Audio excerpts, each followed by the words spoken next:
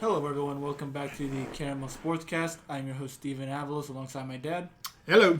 And today we just wanted to, quickly start off with saying that we apologize for, we've been really busy for the past week or two. I've had midterms and I had to do some house sitting, just to briefly explain it.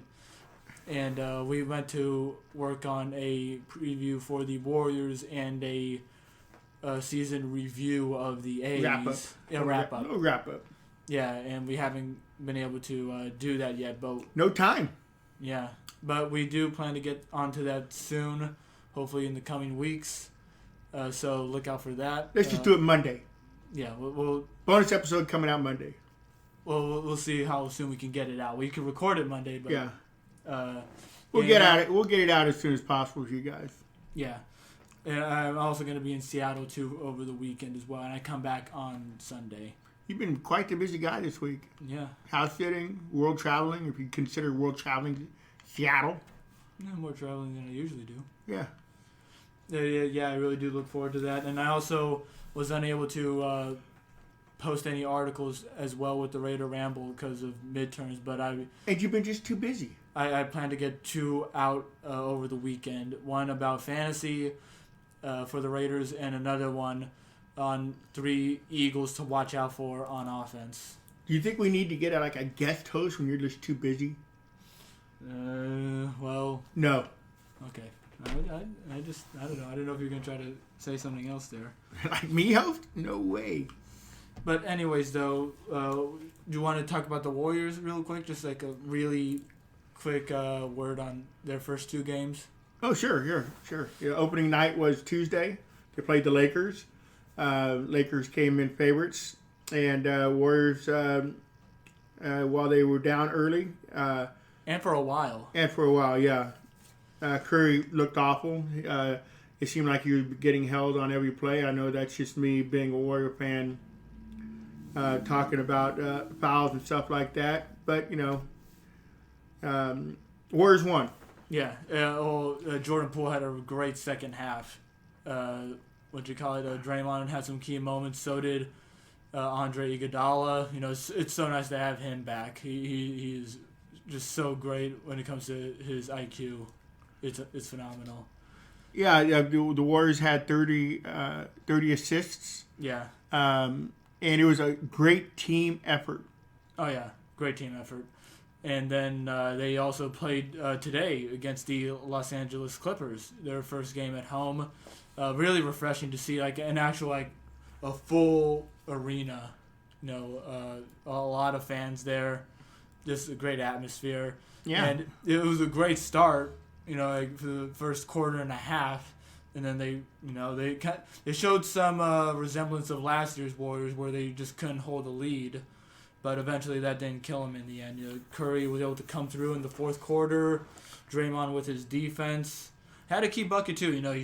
He's always struggled shooting, but he did have a key bucket at the end. Of course, you could also say, well, if he made more shots, it wouldn't have to be so key. But, players did what they did in timely fashion.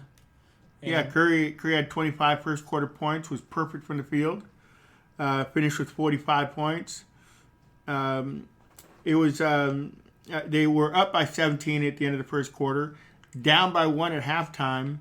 At one point, they were down by 8 points, and they ended up outscoring the Clippers 12-0 at one point near the end of the fourth quarter. Ended up winning a close game by 2. Yeah, there's a lot of problems to address.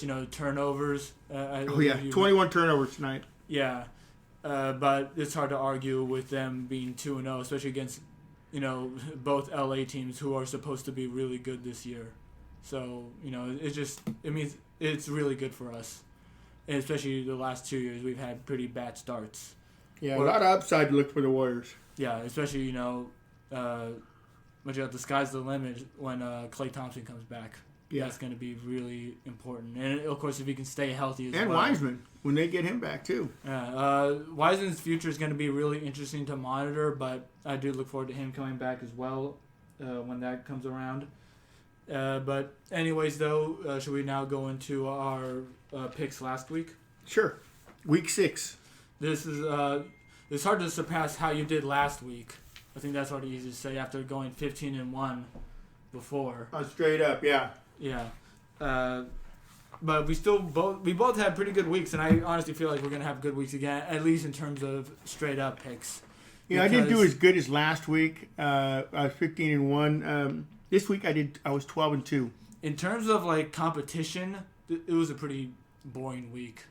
There's a lot of scoring and a lot of one-sided games, but the problem with having a one-sided game is that it's just not that fun, unless you're on the winning side. But if you're just a football enjoyer, a football enjoyer, yeah, an enjoyer of football, both can work, I believe. And also, I guess, for fantasy as well. If you have one player that goes off, I just really. Or if you put money on the games, and you happen to go with my picks. Yeah, but like I said though, like there was a lot of one-sided games where like it felt like it was over from the get-go. Even the Raiders, they had a game that was pretty one-sided. After struggling for the past 2 weeks, they really did a great job rallying together and all that. But we'll get to that soon. Well, let's start off with the European game. Oh, yes. The Dolphins against the Jags. I felt so smart for going with the Jacksonville Jaguars on this one. I believe you did too, right? Yes, I did. Yeah. So Trevor Lawrence looked pretty decent. Their kickers were actually able to make field goals. They got their first 2 or 3 field goals of the season in that game, and 2 of them were really clutch. One of them was from 53 yards, or 54 actually. One of those 2, and it looked like it was just completely outside from the get-go, and it starts hooking. It just barely hits the bottom right corner. Yeah, that was a tie of the game. That was a tie of the game, and then they had another 50-plus yard field goal to win it.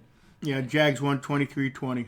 Yeah, Miami's in trouble. They still haven't won it on American soil. Yeah. But I guess they might need to move to London. Hey, Raiders went to Vegas. Might be their new home team. Let's get the London Jaguars. It has a certain ring to it. The Jaguars, even though I don't know if there's Jaguars in London. London Jags. Or change the name. Think about it. How the Seattle Supersonics in the NBA, they went to Oklahoma and became the Thunder. Maybe we can have them become something else too. The London Knights.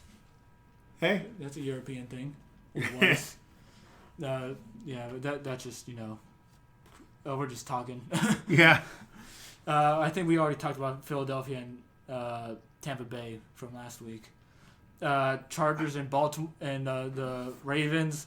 That another one-sided game. Like we said, there's a lot of one-sided matches. This one was the most surprising one. I picked this one to go over, and I really thought that the Chargers were going to win and pull off an upset because they've been looking so good this season, and nope. Yeah, hopefully the Charger players brought diapers because they definitely crapped their pants on this game. They lost 34-6. Yeah, and their fourth down plays weren't working. They were one of the most aggressive teams on fourth down, and they still stuck with that style, but it just was not working. Yeah, Chargers had 26 yards rushing. Baltimore had 187. Yeah. Not even close. Let's just see how they do next week, though. That will show what kind of team they really are, is how they recover. Minnesota and Carolina. This one was a pretty tight game, although Carolina, how much they scored is a bit misleading because their offense looked off the whole time. One of their touchdowns was from a blocked punt. Darnold did not look good. They need McCaffrey back because they're in trouble without him. Yeah, Cousins had 373 yards passing, 0 interceptions, 0 sacks, and 571 total yards. Domination. One word, underrated. It wasn't total. I mean, they dominated the yardage, time of possession, everything, but it was pretty close score. Yeah, but they still won it in overtime. I think Cousins is starting to show that version of him that makes people realize why he's an underrated quarterback. He has a lot of mixed moments, but I think he's pretty underrated in my opinion. Green Bay and Chicago, that one ended 24-14. I really expected that one to score more, and I did so bad. What game was that? I'm sorry. Green Bay and Chicago. Okay. Chicago had a good start to the game defensively, but Green Bay. They had a lead at one point, right? Yeah. Yeah. And it ended with Aaron Rodgers yelling at the stands, "I owned you my whole life." Although that was in response to a fan that was flipping him off after he scored a touchdown. Yeah, Adams averaged 22 yards a catch. Not bad. Yeah. Cincinnati and Detroit. Detroit. They've been a good fighter all year, despite being winless, but they did not have it at all. And Cincinnati has shown that they might have potential to contend this year. Not, Super Bowl contend, but, make a playoff run. They looked really good. Yeah, the Lions had 36 yards rushing, Bengals 142. You can't run the ball, you're not going to do anything. That means it's just going to be waiting for you to pass, which they were down most of the game, and Cincinnati was ready for it. And then Houston and Indianapolis over when it started. Indianapolis did a great job. Carson Wentz has looked really good in the past 3 weeks. I think he can only get better from here. Of course, that's as long as he stays healthy, too. And T.Y. Hilton was a big help as well. Yeah, you're not going to win with 3 points. Then Rams and Giants, another one-sided game. Ended 38-11. I missed the over-under on that one by 1 point, and that was because the Giants went for 2 after the touchdown, which makes no sense why they do. I don't get why people do that, because then even if it works, it's like... They were so far behind, it wouldn't have made a difference. Well, it's wasting a potential play later, because then other teams can use that against you in film and study you. It's so ridiculous why people go for 2 in those situations. Yeah, the Rams had 28 points in the second quarter, which pretty much put the game away. And then Kansas City and Washington. It was pretty concerning in the first half because Washington did have the lead to end the first half. Short-lived. Yeah. Well, Chiefs scored 21 straight points in the second half and shut out. The Chiefs shut out Washington in the second half. Yeah. Mahomes still has to work on his turnovers. He's still a great quarterback. Don't get me wrong. He's still elite. Yeah, but he has some... but the thing is, they're silly turnovers. Oh, yeah. That one was one of the worst I've ever seen, where he was getting sacked, and he just lobbed the ball Goes the ball up. Like, free-for-all. Yeah, it was like playing a game of 3 flags? Is that what it's called? I never heard it. It's a game where you just throw a ball into a crowd of people, and whoever catches it 3 times then becomes the person that throws it into the crowd. So it's called 3 flags or flags up, something like that.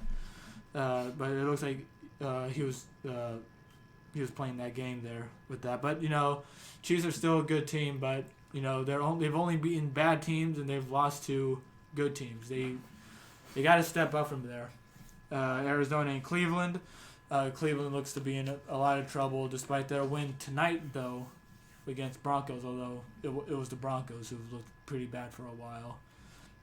But yeah, Arizona, they've shown that they should be the top team right now in the NFL. They haven't lost yet, and they've just looked crazy good. And they've been winning by a lot as well. There was the one game against Minnesota where they honestly should have lost, but they still look like a great team. Yeah, Cardinals had 5 sacks. Cleveland had 3 turnovers. Arizona had no turnovers for the game. A pretty solid game for Arizona. And then Raiders and Broncos, like we said, Raiders did a great job, just working together, after such a tough week when it comes to HR or just PR, really, PR. And they did a great job. Rich Bisaccia, it seemed like he had a good environment for them. They looked a lot looser. They looked like they were having fun.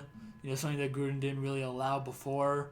It was just a really nice energy that they had throughout the whole game. And I really like Henry Ruggs right now. 3 catches, 97 yards. Yeah. I really like the connection him and Carr built up. It looks like their chemistry is only getting better. And, never call someone a bust after 1 year. Ruggs is looking like a good sign for that right now. And then he really wasn't a bust last year. He just didn't live up to his potential. Yeah, like I said, you never call someone a bust after 1 year. You just don't. Dallas and New England. This one was one of the surprisingly close games. I thought Dallas was going to win this by a lot, but it was close to the very end. Well, they had to go to overtime. Dallas had 567 yards and 32 more plays, and it was amazing that they went into overtime. Oh yeah, when you dominate the ball that much. New England is definitely going to be in a lot of trouble, though. That's easy to say. Just because, there's only 2 wins so far. It's not a good start for them. But I think they can be a good team next year because it feels like definitely in some of their games they're just a few plays off. Of course, how many other teams are there where they're just a few plays off and the next year they don't build up on that. Seattle and Pittsburgh, this is more of a defensive game here. Somehow the over hit on this one, and I went with the over too. I don't know why I did, but I kind of lucked out on that one. Despite the bad luck I had in the other games too. Pittsburgh won. T.J. Watt, oh my goodness, he looked great. Stud. Yeah, and then Buffalo and Tennessee. This was a really good game. Buffalo, they should have won it.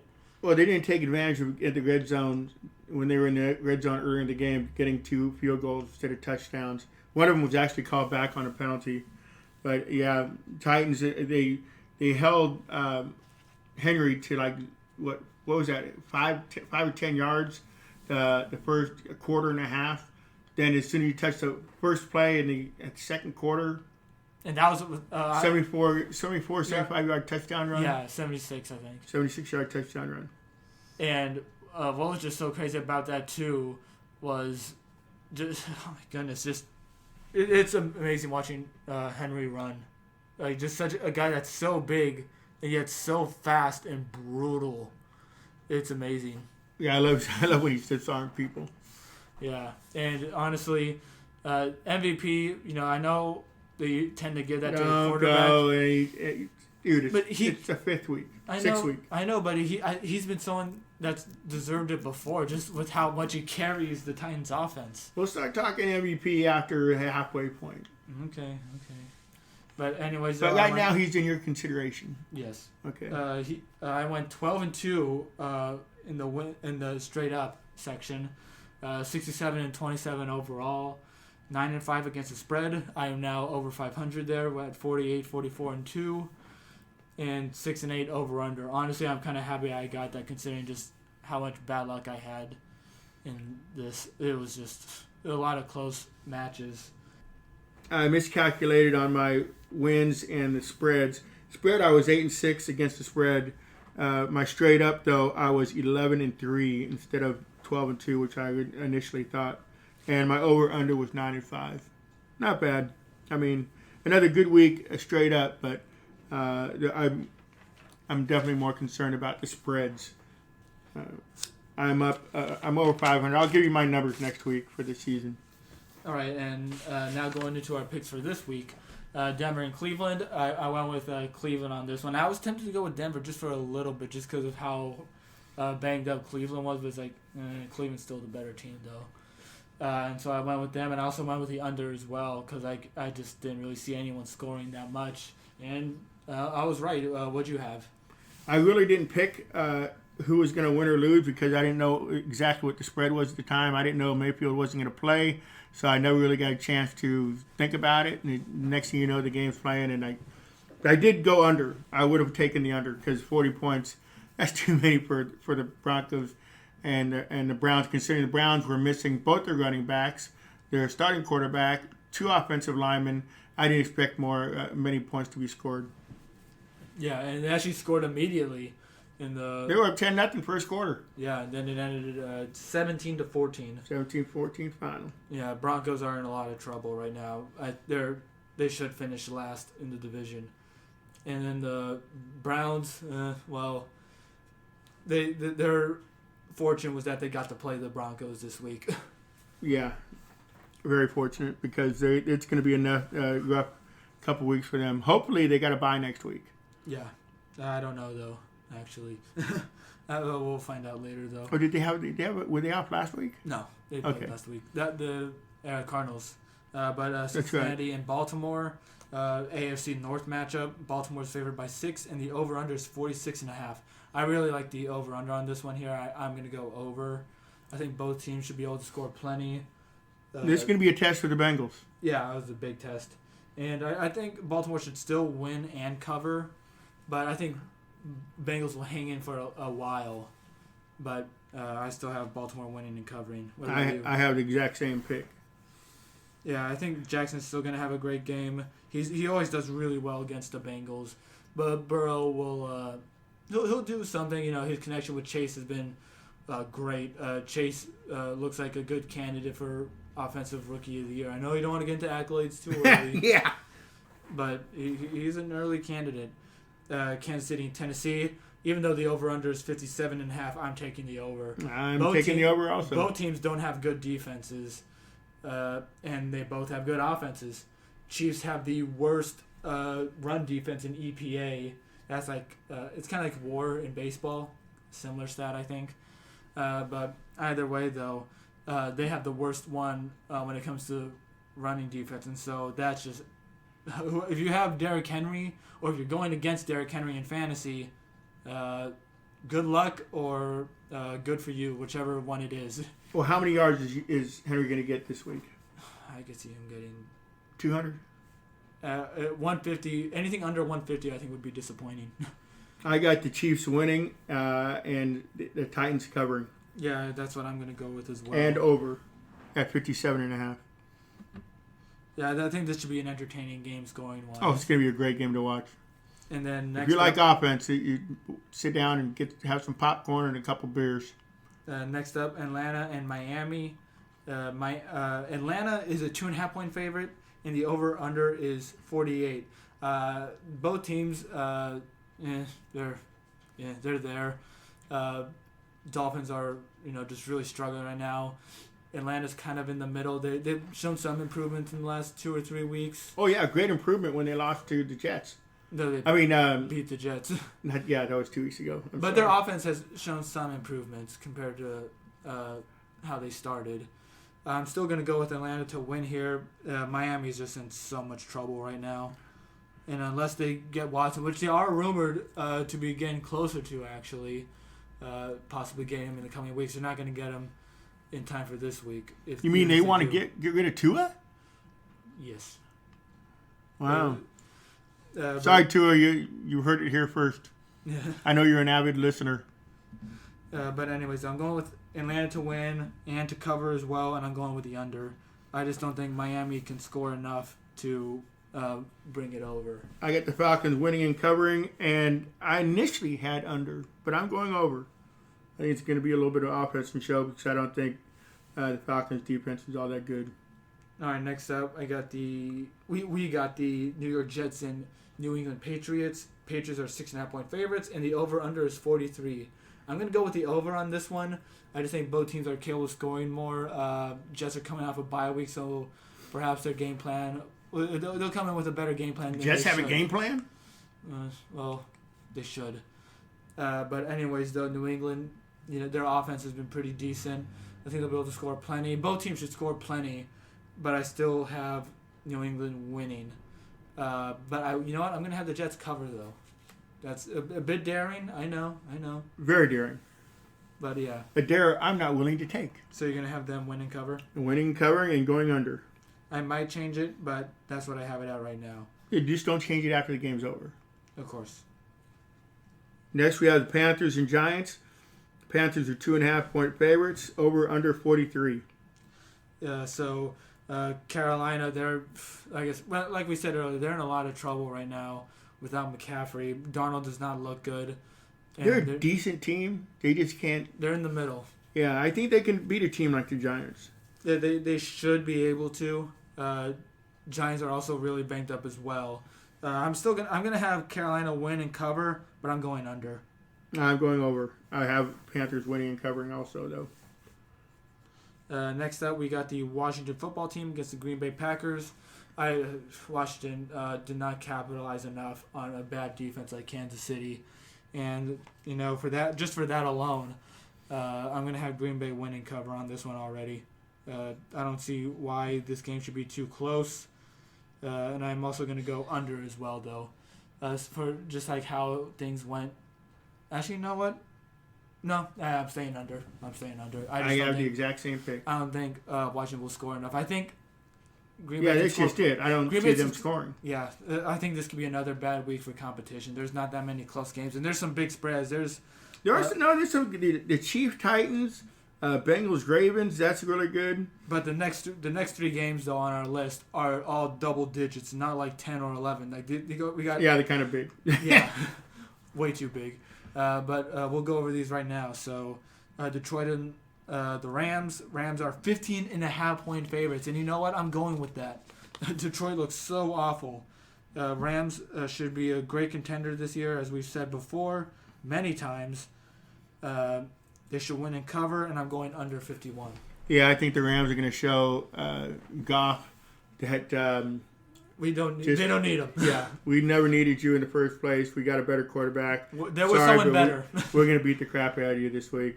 I got the Rams winning, covering, and going over. Yeah. With the majority of the points being scored by the Rams. Yeah. Chicago and Tampa Bay. I'm going with Tampa Bay to win and cover on this one. I don't think Chicago is really going to make it all that close. Another big spread. Yeah. 12-point spread. Over under is 47.5. I'm going under on that one. I'm going under as well, with the Bucs winning and covering. Houston and Arizona. Arizona's 17.5-point favorites, and guess what? I am going with that. Yeah, it's a home game for the Cardinals. I think they're on a roll right now. I can't really see the Texans stopping them in any way, shape, or form. I'm going Cardinals win, cover, and going over. Yeah, and I have it going under, actually. And I wouldn't be surprised if the Cardinals score 40-something points. So it all depends whether the Texans score anything at all. It depends on if they want to be able to be really brutal about it, or play a little smart and relax a bit. That way you don't risk any injuries, because it's still pretty early in the season, and there shouldn't be anything to worry about with not being able to hold on to a lead against the Texans. If anything, if they couldn't do that while resting some players in the second half, if they have a big enough lead, that would be concerning for them. You know what I mean? Yeah, I think the next game is going to be interesting. Colts 49ers. It is 43.5 points, and Niners are favored by 4.5. Yeah, I have this one going over. I think the Indianapolis Colts should win this one. There's a big problem at quarterback right now because Garoppolo, I think he might be limited or something like that. I don't know if he's really been able to practice much, but Trey Lance is also dealing with an injury as well. That's a big issue right now. And I have Indianapolis Colts winning and covering. I got the Niners squeaking this one out, and but I have the Colts covering, and I'm going under. Yeah, this one's gonna be my upset of the week, and I'm going over.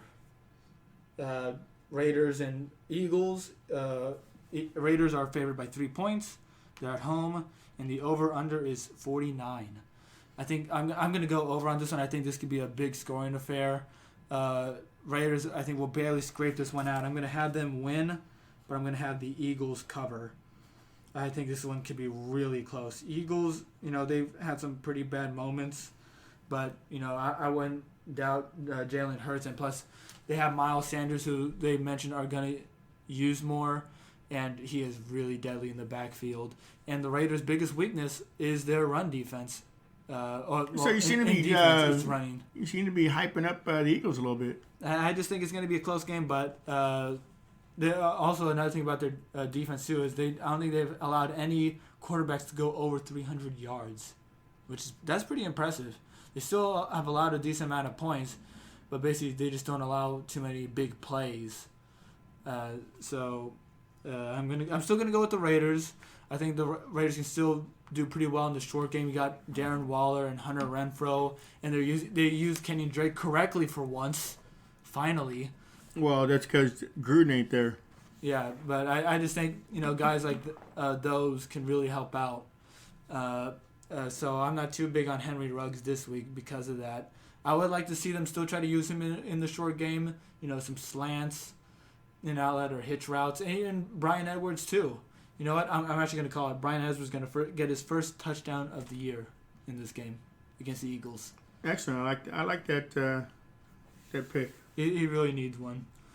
So I got the Raiders winning, covering, and going under.